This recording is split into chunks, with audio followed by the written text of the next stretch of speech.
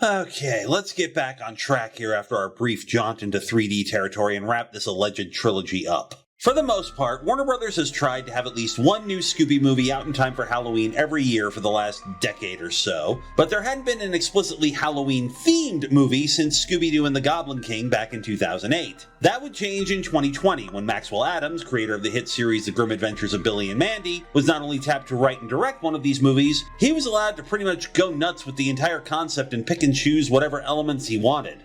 With a caveat. You see, Happy Halloween Scooby-Doo, released on October 8th of 2020, wasn't actually supposed to be the movie released for that year, and it wasn't originally going to be the end of the trilogy that had begun in Curse of the 13th Ghost, either. For the longest time, the direct-to-video Scooby movie for 2020 was supposed to have been a project titled Scooby-Doo in King Arthur's Court. However, production issues caused that movie to not only be retitled to The Sword and the Scoob, but pushed back to 2021. We'll get more into those issues when we talk about that movie, but the end result was the conclusion of the trilogy now had to fall on Adams' shoulders with his movie. In an interview with Sci-Fi, Adams stated he intended to make this movie the most Halloweeniest Halloween special I could. And boy howdy does he do so, because this movie has Halloween guest stars galore, killer pumpkins, and he was allowed to pull from all over every incarnation of the Scooby franchise. But is it any good? And more importantly, is Velma less annoying than she's been in the last two direct-to-video movies? Well, let's look at Happy Halloween Scooby-Doo and find out. The movie wastes no time getting into things as we start off at the Crystal Cove Halloween Parade, which is being grand-marshaled by Elvira, Mistress of the Dark. Told you we'd see more of her. Again, not like that, you pervs. However, something seems to be amiss, as Fred appears to be tracking down the gang's latest creep in a mask from Elvira's float. And the counter immediately goes up. We got him! Bun me shop, second floor. Covert operations are the quiet ones, Freddy. As you can see, the gang have gotten the Mystery Machine back. No, there is no explanation, they just do. And Shaggy and Scooby refuse to come out. Some would argue with good reason. Velma, on the other hand, has a dissenting opinion. Point is, being afraid is a waste of time. Monsters aren't real. Our pumpkin-headed villain, oh hey look, Red Herring, begins rampaging through the parade, which leads into the credits which play while Shaggy and Scooby hide in the Mystery Machine, ignoring the chaos that we can only glimpse through the windows. Eventually, Fred, Velma, and Daphne catch the monster, which leads to the reveal. Regular Scarecrow. Yes, the Scarecrow, the Batman villain. Like I said, Maxwell Adams was given a lot of creative freedom in this movie, with the only hitch being that he had to tie up the thematic trilogy that had been going on from the last two movies, Scoob accepted, and that included bringing in a character from a completely different franchise. Because, while the Scarecrow is in this movie, Batman is not. Which frankly amazes me because, as I mentioned before, Warner Brothers' marketing department seems incapable of shutting up about Warner's owning Batman, and it's amazing they didn't force Adams to crowbar him into this movie as well. The sheriff shows up and he seems to have changed his tune about the gang continuing to solve mysteries because he's actually congratulatory. And while Daphne tries to get Crane to say the thing, there's a hitch. But I am getting away with it. Crane set up a dead man switch. Since the gang shut down his manual control of his drones, that signal cutting out triggered programming that will send the remaining drones out to flood Crystal Cove with his signature fear gas, turning the town into a horror movie for the next 76 hours. There's just one flaw with the plan. Crane is arrested, and Velma more or less exposits on how they figured out where he was hiding. I found traces of an unknown substance on a piece of fan mail sent to Elvira. However, Crane is not impressed with how the gang found him. Just one problem. I only steal tow Omnitech gear. It doesn't leak. Crane does seem to be impressed with Velma's rejection of fear, and as he's hauled off, he leaves the gang with a cryptic warning. I believe we are both caught in the same trap. It was an app. With everything over, the Mystery Machine is in bad shape, so it's hauled off to the shop for repairs. And because they solved the mystery in record time, Shaggy and Scooby have a rare moment of not being terrified and take the opportunity to go trick-or-treating. While they're out, they find one of the drones they shot down in a pumpkin patch. Totally frame. The drone is crashed next to the wreck of a truck carting toxic waste, which is leaking out of the side of the tank. The waste flows downstream and mixes with Crane's fear gas, which is leaking from one of the canisters from another crashed drone. The resulting goop is then absorbed by the pumpkins, which leads to this.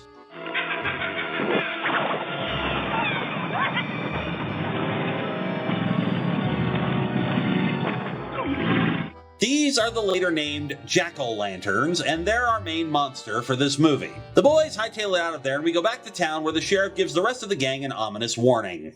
I want you kids to remember that whatever happens next, you brought this on yourselves.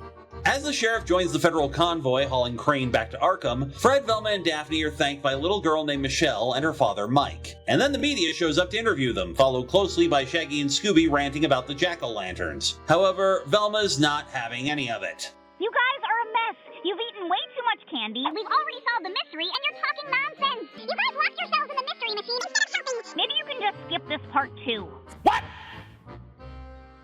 What the Daphne gets the boys cleaned up while Fred and Velma finish up with the press. We make a heck of a team. There is no I in Mystery Incorporated. Please see a doctor. And then we get our next major cameo. It's Bill Nye. The Science Guy. No, you know better than that. Anyways, a thank you for stopping the Scarecrow. Bill provides the gang with a brand new van, the Mystery Machine X, which has a few dozen tech features that I'm sure Elon Musk and his ilk will try to make a reality at some point, and refuse to recognize that it's all impractical nonsense that only works in cartoons. Velma, of course, loves it, while Fred, also of course, does not. But before they can fight about it, they hear a scream and find the reporters, who say the Jackal Lanterns have made off with one of their own. Meanwhile, as Elvira packs up to leave town, Daphne arrives and asks her to be her mentor. Elvira initially declines, saying one of her is enough. I don't want to be you, silly. Just to look and think like you, but still have free will. Yeah, Daphne's personality in this movie largely comes from the Be Cool Scooby-Doo version. Expect this to get weird as we go on. For some reason, this causes Elvira to change her mind and Daphne basically becomes her intern. Too bad neither of them noticed two of the pumpkins on the float coming to life. Meanwhile, one of the pumpkins attacks Shaggy, and Fred and Velma discover the mess in the pumpkin patch. They also spot a couple of the Jackal Lanterns and realize Scooby and Shaggy were telling the truth. They also find the missing reporter. I didn't want to see that! Fred, this is so dumb. It's the dumbest monster ever. It can't be real. Moving on. The Jackal Lanterns start terrorizing the town, causing it to collapse somehow and forcing the gang to hit the road, split between three vehicles. Fred and Velma in the Mystery Machine X, Daphne paired off with Elvira in her hearse, and Shaggy and Scooby bugging out with Mike and Michelle. Now, like Scooby-Doo in the cyber chase, because the second act of this movie is basically one long chase sequence with a few important plot moments during it, I'm going to be skipping over everything but those important moments in the interest of this not sounding repetitive. That said, this is actually a really good part of the movie and one of the better done chase sequences I've seen in a while. Oh, and the counter goes up. She's still back there. My love. Daphne made it out with Elvira. The mystery machine. We left her back there all alone. Okay, let's break this down. Important plot moment number 1. According to Bill, the town shouldn't have collapsed due to the Jack-o'-lantern attack because there are no fault lines under the town. There were plans for a lithium mine, but those were shut down over environmental concerns. The only other explanation is the sea caves which produce the crystals Crystal Cove is named for, but the caves don't reach that far inland. Things go from bad to worse when the Jack-o'-lanterns show up, driving all the parade floats and other vehicles from town, and the chase begins in earnest. As does Daphne's obsession. After all that, I'm starting to wish there was more breathing room in this corset. Oh, can I wear it? I'm honestly not sure whether to be annoyed or jealous at Daphne for that. Important plot element number 2. The gang are not being influenced by the fear gas. Bill did an analysis of the air and there's no unusual compounds. And then Velma, remember, Velma who is not afraid and is convinced none of this can actually be happening and has been an obnoxious know-it-all for the last few movies, does this. There's got to be a logical solution to this somewhere in my mind palace. Okay, I hate this. A few years ago, I pointed out the stupidity of the Mind Palace concept as used in movies and TV shows when I reviewed an episode of Sherlock on my old series. Because, while the technique is useful for memorizing various things by attaching a concept in one's imagination to the memory of a physical place, it does not work the way it's commonly depicted in movies like this. It's misunderstood, overused, and rarely, if ever, is explained in a way that makes any sense to anyone unfamiliar with the concept. Now, in this movie's favor, it doesn't go to the ridiculous extremes presented in other media, yet, choosing instead to take a minute to have everyone list the facts of what they know about the Jackal Lanterns, and Velma is forced to concede that while she still doesn't think the pumpkins are actual monsters, she has no idea what's actually going on at the moment. A random comment from Shaggy causes Velma to remember Crane's last words before being hauled off, and the gang head off so Velma can talk to him. Important plot element number 3. When the gang catch up to the convoy to try to explain what's happening, the sheriff is hauled off by the Jackal Lanterns. Things get even worse when the giant Jackal Lantern turns up, using the mystery machine for transport. Velma, courtesy of a rocket-powered ejector seat, and Shaggy and Scooby, courtesy of a box of Scooby snacks and a couple of the flying pumpkins, finally manage to talk to Crane. Crane elaborates on his last statement, stating that his only plan that night was to watch the Halloween parade because he's an Elvira fan. Which means that someone went to a lot of trouble to get both him and the gang in the same place. Who would be out to get the Scarecrow and the Scooby Gang? Logic dictates that there must be a link. Someone went to a great deal of effort to track me down and to lead you to me. Do you think this is all linked to the Jackal Lanterns? The what? The Jackal Lanterns cut into the transport. Fred tries to get some help from Bill, but fails, and Elvira and Daphne are implied to have some serious dexterity in a moving car. This thing is tight. Hey, we should just switch outfits. Why? Fred manages to rescue Mike and Michelle from the pumpkins, but the van loses power, which isn't good because it's an electric vehicle. Meanwhile, another batch succeed in cutting the transport in half. Shaggy and Scooby jump to the hearse, and Velma decides to let Crane out so he isn't attacked by the Jackal Lanterns either. A few minutes later, Velma rescues Fred, Mike, and Michelle from the giant pumpkin. And then the best part of this movie happens. There is no time for bravery! Run! Thanks to the Scarecrow, the rest of the gang are all finally back together in Elvira's hearse. The Scarecrow manages to buy the rest of the gang some time by crashing the giant pumpkin into the largest parade float and, generally being a badass. I love your work! Big fan. Oh, with an outfit like that, you'd better be. The Scarecrow takes over driving the Mystery Machine X, however the original Mystery Machine, without a driver of its own, doesn't fare so well.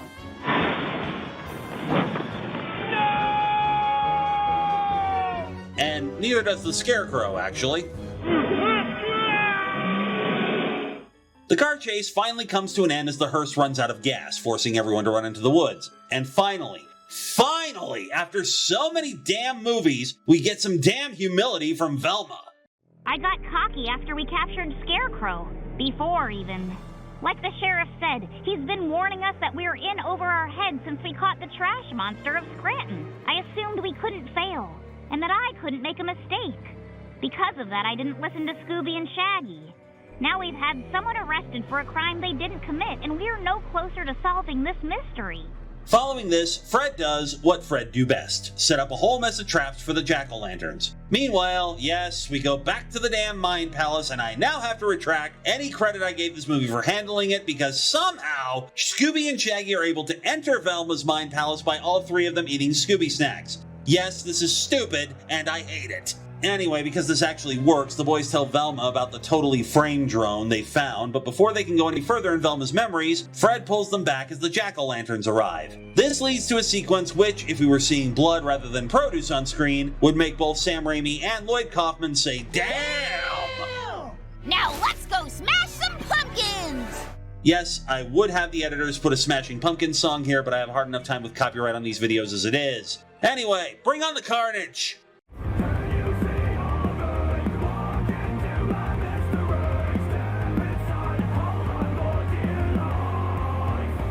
And following this, Velma finally has a breakthrough. I'll admit it. I'm afraid. I'm afraid of failing my friends. But you've been using those fears against me, and I'm not afraid of you anymore. And then she gets eaten, which actually leads to the reveal. So, the giant pumpkin was a robot, and the smaller ones were all drones. The Ali on the drone that Shaggy and Scooby actually found was the periodic tables for... we'll do that again.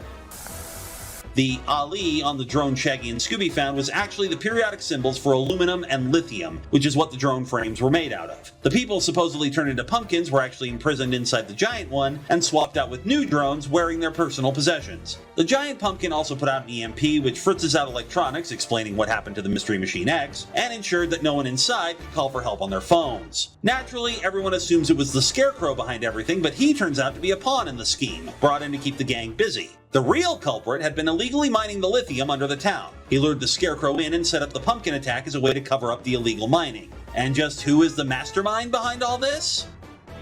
I'll take the big reveal from here, Velma. More accurately, it's Cutler Toe, the former CEO of Toe Omnitech, who manufactured the drones. But it goes even deeper than that.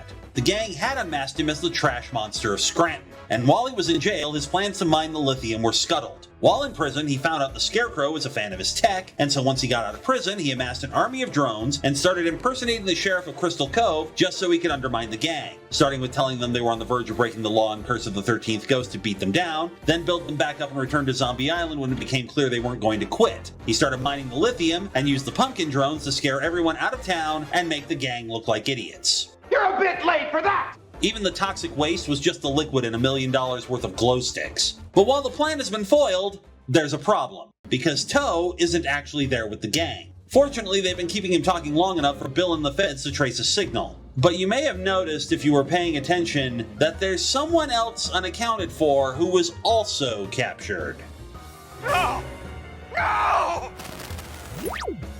So, we all know that he's dead, right? I mean, yeah, the Scarecrow was helping the gang in this specific case, but it's still the Scarecrow, and he is not going to take kindly to being used like this. Yeah, I think it's safe to say that Cutler Toe is fucking dead, eventually. And so, because every car in this movie is now wrecked beyond repair, the gang starts the long walk home. They find a small town where Mike, somewhat to his relief, is able to get a cab to take him and Michelle home. And as luck would also have it, there's also a Halloween party going on, which has everything anyone could want. Sandwich tray, cheese fountain, the cookie station, the ice cream bar, Uncle Ernie's hot wings, and the taco truck. So the gang joins the party and Daphne finally completes her costume with Elvira's wig. Were you just trying to replace Elvira and take over her life? She's done this before. Get some help, Daphne. Like now. Oh, and during the closing credits, the gang and Bill Nye rebuild the Mystery Machine. You know, if you needed closure on that.